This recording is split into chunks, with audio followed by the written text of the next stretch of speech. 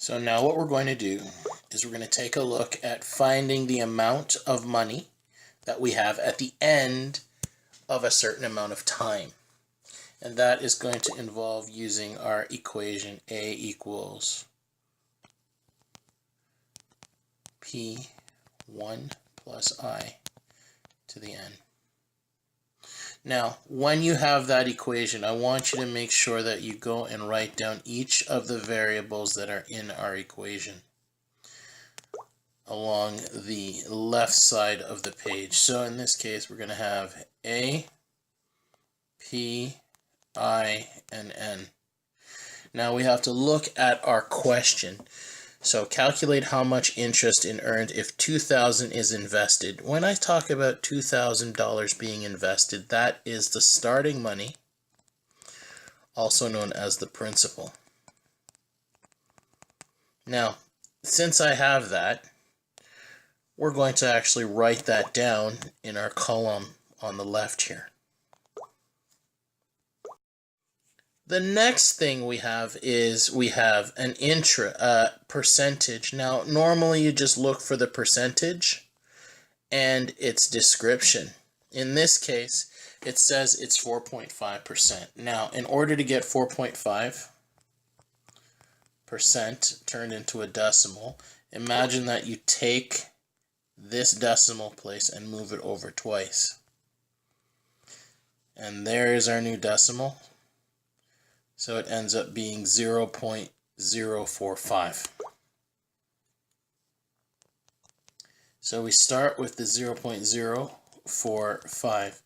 Then we're going to have to divide that by what we have described as our quarterly. So anything that's quarterly, we divide by 4. The next thing that we need to do is we need to look for the time. And now in this case, our time is already in years, so there's no real issues with changing your numbers into a year then multiplying by something. So let's go and do that. So n in this case is 20. But then we have to multiply our years number by the compounding number. In this case, it's 4.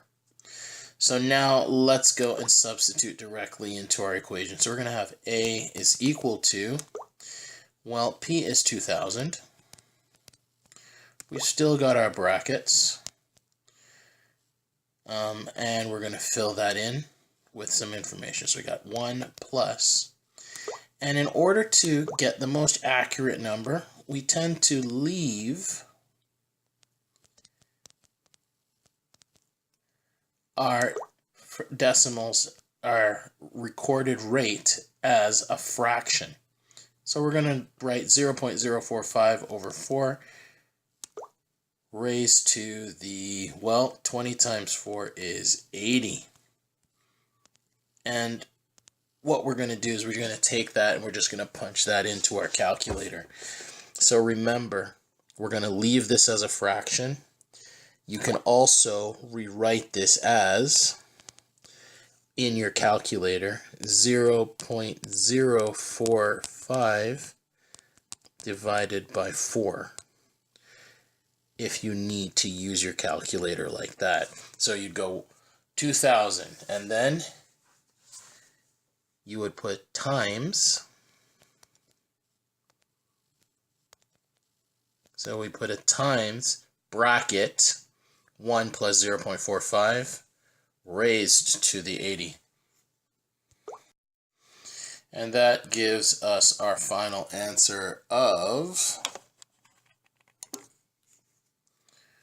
4,894.55. So the final statement would look like, and so now you just say the total of the investment now is $4,894.55. In order to find the interest, you literally have to do this. Just take the amount, take the interest, is just going to be the big A minus the original principal. So basically you take the final amount, 4,894.55, minus the initial amount, the principal, and then you get this number. And then you say this as your final statement. So the initial interest earned is 2,894.55. Now let's go through the rest of these problems. So imagine Kayo's borrowed $8,000 from the bank. 8,000 bucks to buy a car. And the interest rate is 5.45% interest in that year, compounded monthly. How much will he owe the bank in 4 years? Let's see how to do this. So, just like before, we start with our equation. Now, remember, we started with $8,000, so that's what our p-value is. And now that we've done that, we have to identify the interest. So the interest starts with 0.0545, and then we're going to divide that by, well, it says that it's compounded monthly, so we need to divide that by 12, and then we have to find the n value, which is the number of years, which is 4, and then we're going to times that by 12. This number we can calculate right away. 4 times 12 is 48, and now we take our information and plug it into our equation. So now, and we can rewrite this as 8,000 bracket 1 plus 0.545 divided by 12 raised to the 48. So instead of writing a fraction, you could write it as this. Now, by writing it that way, basically what's happening is we've allowed ourselves to just use the functions on the calculator to do BADMAS for us right away. And we end up with our A value being $9,943.79. So let's state our final answer. So he would pay $9,943.79 in 4 years. So now imagine we've looked at this problem. We said, oh my God, that's way too much money. Let's go and do this again. This doesn't make sense. Let's go and change it so that Kayo ends up finishing this a little early. Maybe 6 months early, as I have said here. So we have our basic equation again. A equals P1 plus I to the N. Everything is exactly the same except for the final statement N, final letter N. A is still a question mark. P is 8,000. We still have our I value being the same, but our N value, instead of being 48 months like before, we're going to have to subtract 6 months. Now we'd subtract 6, and that gives us, well, 42. So let's substitute that into the equation and see what we get. Now we have exactly everything the same, except instead of 48 for our exponent, we're using the exponent 42. And we end up with A equaling $9,677.08. And so we end up with our new statement. So he would pay $9,677.08 in, well, 6 months earlier would be 3.5 years.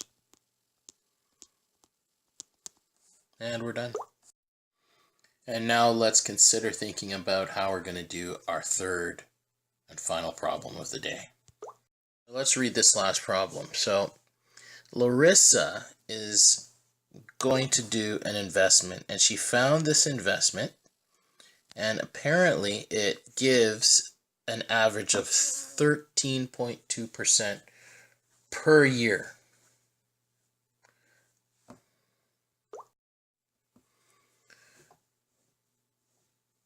Now, here is the thing.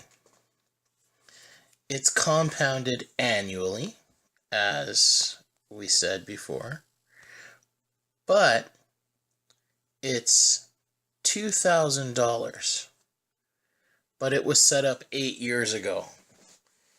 Now, because it was set up 8 years ago, we do not use actually 8, we actually use 7 years, because we're trying to find out how many years have passed, because the moment we start, the first year means nothing. But 8 years pass by, so it's 0 to 1, 0 to blah, blah, blah, and that's what's happening. Anytime you see something that talks about time as 8 years ago, our equation is exactly the same. A is equal to P, 1 plus I to the n, but A, P, I, and n is no longer, because it's annual, we don't have to do anything because we already know how many years ago it was. So here's what our n value is. Everything is exactly like we did before, but n is going to be 7. I is going to be 0.132. Then we're going to divide by, if you think, just 1.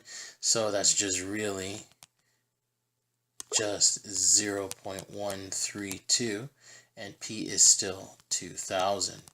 Now, remember, since it was 8 years before, I'm just going to put that in here.